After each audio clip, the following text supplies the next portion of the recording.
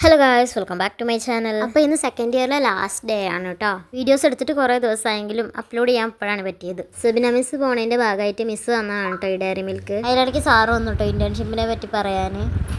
അപ്പോൾ എന്താണ് ഇന്നത്തെ? ഇന്ന് നമുക്ക് ഇന്റേൺഷിപ്പിനെ കുറിച്ചിട്ട് സംസാരിക്കുകയാണ്.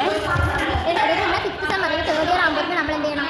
ഒരു ഇന്റേൺഷിപ്പ് നമ്മൾ ചെയ്യണം. അപ്പോൾ നമ്മൾക്ക് ഇന്റേൺഷിപ്പ് പറയുമ്പോൾ നമുക്ക് മൈനർ മേജർ എന്ന് പറഞ്ഞാൽ നമ്മൾ കോഴ്സൊക്കെ വന്നില്ല. അപ്പോൾ അതിൽ നമുക്ക് ഏത് കോഴ്സിന് വേണമെങ്കിലും ഇന്റേൺഷിപ്പ് ചെയ്യാം. ഏതിലാണ് ഇന്റേൺഷിപ്പ് ചെയ്യാൻ?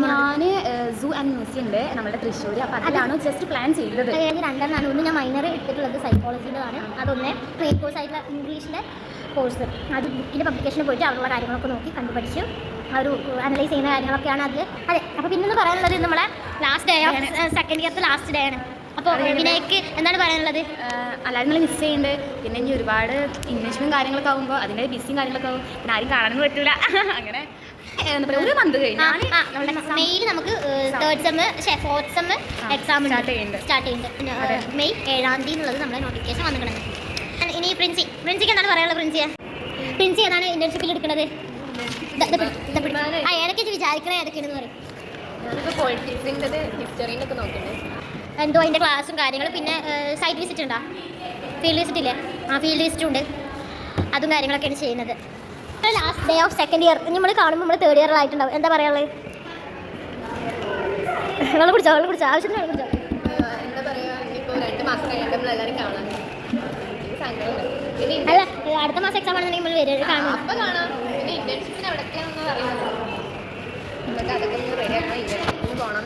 പിന്നെ എക്സാമൊക്കെ നന്നായിട്ട് എഴുതണം. അതൊക്കെ ഇപ്പോൾ മനസ്സിലായി. എല്ലാവരും കാണാം.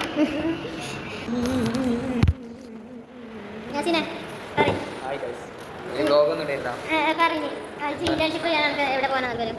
എന്തിൻ്റെ എവിടെ പോകണം പറയും? അതായത് ഇവിടെ പോയിട്ട് ബുദ്ധിയില്ലാത്ത കുട്ടികളെ താമസിക്കുന്ന സ്ഥലമുണ്ട്, മെൻ്റൽ ഹോസ്പിറ്റൽ. അവിടെയാണ് എനിക്ക് ആഗ്രഹം പോകാൻ. ഇവിടെ അവിടുത്തെ ആളുകൾക്ക് കുറേ കാര്യങ്ങൾ ഇവിടെ പോലെ കുറേ കാര്യങ്ങൾ പഠിച്ചിട്ട് അവനിപ്പോൾ വൈബ് അറ്റൻഡ് ചെയ്യാൻ പോകണേ. ഇവിടെ അത് കഴിഞ്ഞിട്ടാണ് പിന്നെ ലാസ്റ്റ് ദിവസമാണ് സെക്കൻഡ് ഇയർ. ഗൈസ് പെട്ടെന്നാണ് 2 കൊല്ലം പോയത്. സഹിക്കാൻ പറ്റും. വിഷമമുണ്ടോ? നല്ല വിഷമം. എന്തിനാണെന്നറിയോ? ഈ 2 മാസം ക്യാൻറ്റീൻ അപ്പോൾ വൈബ് അറ്റൻഡ് ചെയ്യാൻ പോകും. വൈബ് എനിക്ക് പഠിപ്പിച്ച് തന്നത് ഇവളാണ്. ഞാനാണ് ഇമ്പോർട്ടൻറ്റ് ക്വസ്റ്റ്യൻസ് ഒക്കെ ഞാൻ പറഞ്ഞൊക്കെ ചോദിക്കണേ. 5 മാർക്കാണ് കഴിച്ച് പോകുന്നത്. ഇന്നും തലക്കടിച്ച് കൊല്ലും. അപ്പം എന്നാൽ പോയി ഐശ്വര്യമായിട്ട് അറ്റൻഡ് ചെയ്തിട്ടോ.